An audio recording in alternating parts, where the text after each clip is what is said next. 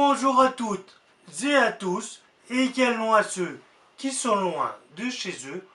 Aujourd'hui, je vais vous parler de la loi de 2005, ou plutôt la mise en place de ce qui avait été décidé. Avant que cette vidéo commence, vous pouvez vous abonner, activer la cloche et surtout, laissez-moi un gros pouce bleu si ça vous a plu.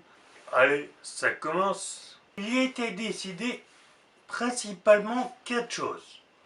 La première, c'est l'accessibilité des lieux accueillants du public et les transports. La deuxième, c'était la création des maisons départementales pour les personnes handicapées. La troisième, c'était ni plus ni moins que la possibilité d'une école pour tous. Qu'est-ce qu'on appelle une école pour tous? C'est permettre à chaque enfant, handicapé ou non, d'aller suivre une éducation, ou devrais-je dire une instruction, dans le même lieu que tous les enfants et au plus proche de son domicile.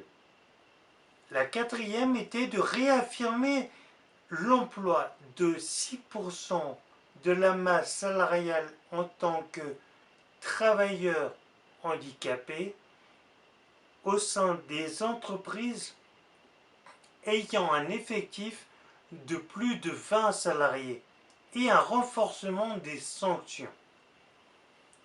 Donc, ces 4 thèmes, je vous en ai parlé dans mon quiz la dernière fois. Mais, où en est-on vraiment? Alors, pour ce qui en est de l'accessibilité, des lieux accueillants du public et des transports, 9 personnes en situation de handicap sur 10 se plaignent qu'elles ont des difficultés dans les lieux accueillants du public. En effet, qu'est-ce qui se passe? Beaucoup se disent « Oui, on a fait le nécessaire pour accueillir des personnes en situation de handicap. » Toutes les personnes, handicapées ou non, arrivent et se rendent compte que la porte, il faut la tirer. Excusez-moi, une personne en fauteuil roulant avec une canne qui a des difficultés, une porte non automatique, c'est compliqué. Ensuite, vous avez des ressorts qui ne sont pas adaptés. Et même quand vous faites 2 cm, si vous ne faites pas un petit biseau, et bien, ça vient caler la roue et bloquer, voire se prendre le pied dedans. Deuxième chose, combien de matériel qui soi-disant est fait pour nous faciliter la vie n'est pas entretenu? Combien de personnes sont déjà arrivées soit vers le bus? Moi, ça m'est arrivé en région parisienne, dans Paris, la capitale, l'endroit le plus pourri pour les personnes en situation de handicap. Pourquoi? J'arrive devant le bus, et là, le bus me fait « La plateforme est en panne, monsieur. » Alors, il faudra attendre mon collègue. Un bus passe, c'est toujours le même. Le mec, il fait des tours. En gros, il a fallu que j'aille ailleurs. C'est moi qui ai dû faire la démarche de rouler encore. Bravo, les RATP. Ensuite, excusez-moi, lieu accueillant un public handicapé. Tout le monde n'est pas à mobilité réduite. Il y a des personnes qui sont déficientes auditives, visuelles, et elles tombent sur des lieux non équipés, non adaptés à leur situation. Elles aussi, elles ont le droit d'aller, je sais pas, au cinéma, au théâtre. Elles ont le droit d'aller au musée. L'art n'est pas réservé qu'aux personnes valides ou à mobilité réduite. L'art, il est pour tous. Et à mon avis, un gars comme Miro devait être un petit peu Miro lui aussi. Désolé pour la blague, c'est une blague de boomer. Ensuite, la création des maisons départementales pour les personnes handicapées. Alors, qui connaît les MDPH sait que on aurait dû appeler ça maison départementale, pas que pour les personnes handicapées, mais également faite de personnes avec deux mains gauches. Soit il n'y a pas assez de personnel, soit c'est fait pour vous démoraliser, que vous laissiez tomber, je ne sais pas. Parce que vous posez un dossier et des mois après, voire plus d'un an après, on vous répond. Pourquoi? Je vois sur la Haute-Savoie, il n'y a pas assez d'ergothérapeutes. Et pas assez d'ergothérapeutes pour étudier les dossiers, ça veut dire que c'est des dossiers qui sont longs à être traités. Donc, si vous avez besoin d'un fauteuil roulant, c'est long. Si vous avez besoin de faire adapter votre maison, c'est long.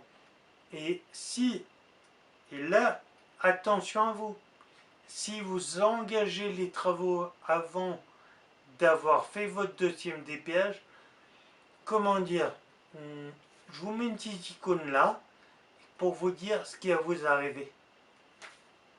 La MDPH, c'est bien et heureusement en France, on a la MDPH, on a des aides. On peut dire ce qu'on veut, heureusement en France, on a des aides.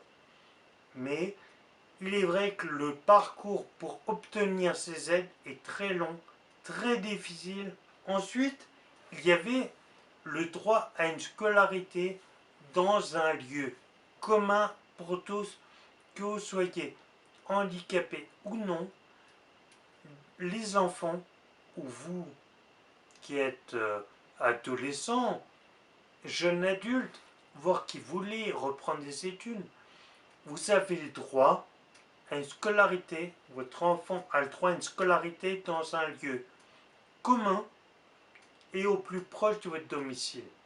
Malheureusement, pour accéder à ça, votre enfant, quoi que ce soit, il a besoin d'une AVS, ce qu'on appelait une AVS avant, une AESH maintenant. Je vous en avais parlé la dernière fois.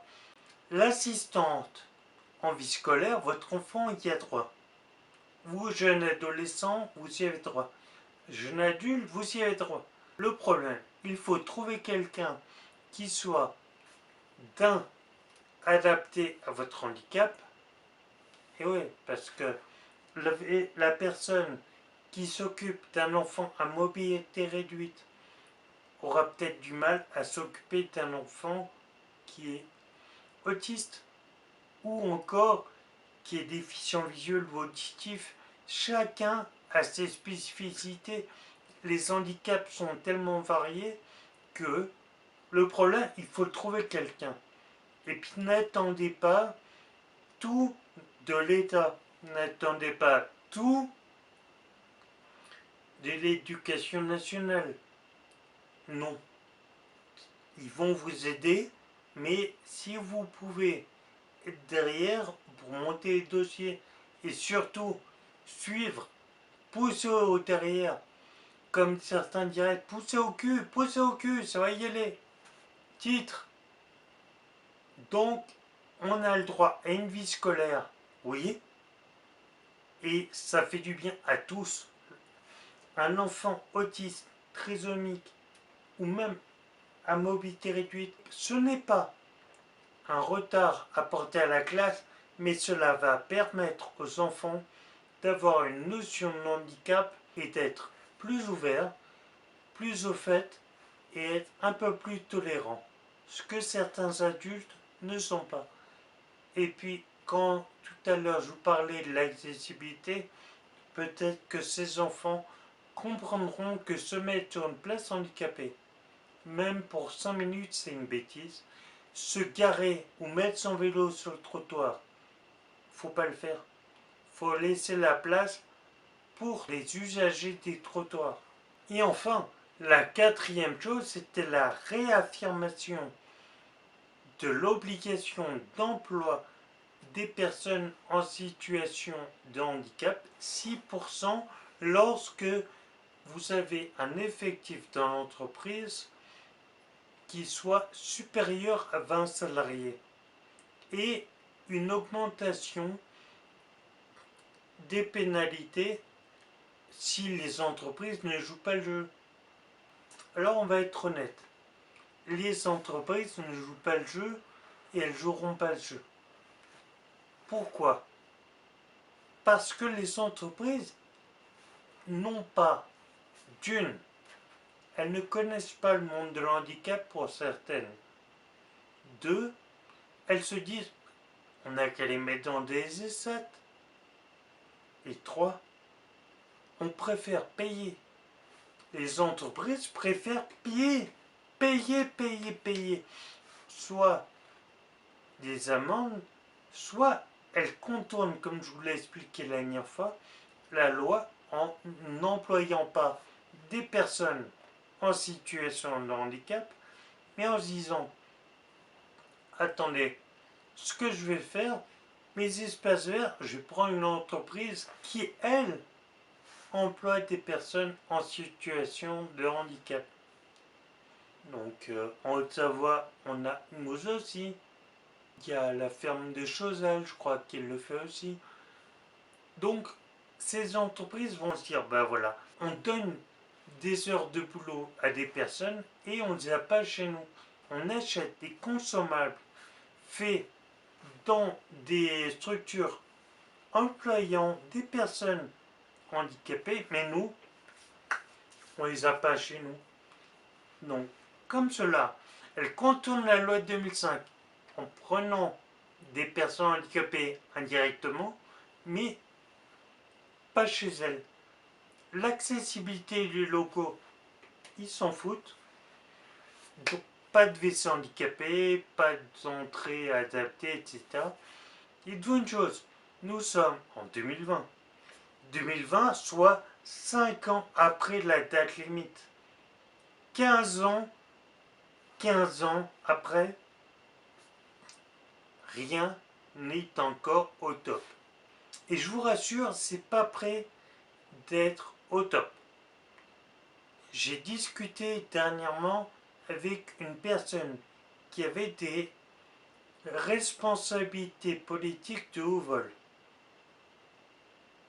qui était maire, député, et qui a dit une phrase qui reste là, qui est rentrée là, et contrairement à d'autres politiques ou à d'autres personnes, c'est rentré dans ma tête, et je pense la même chose que lui. Pour que nos communes, nos départements, notre pays avancent, s'améliorent et soient accessibles à tous, il n'y a qu'une solution, que les mairies aient des conseillers en situation de handicap.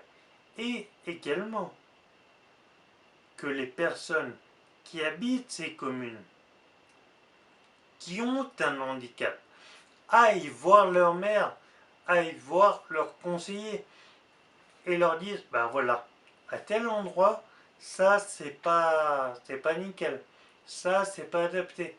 Nous avons tous un rôle à jouer. Alors, les élections municipales se sont passées cette année. Allez voir vos maires, ils sont nouveaux. Poussez-leur au cul. Et allons-y, faisons avancer. Et puis dans l'avenir, pourquoi ne pas vous engager en politique? Pourquoi pas? Si c'est le seul moyen de faire avancer la cause. Comme vous le voyez, la vidéo s'est un peu coupée. On est quelques jours après, je suis en train de faire le montage et je me rends compte que il y a eu une petite perte. Donc, ce que je vous dis, c'est abonnez-vous, activez la cloche, mettez-moi un pouce bleu si vous avez apprécié ou avez appris quelque chose. Et puis, on se dit à bientôt pour une prochaine vidéo.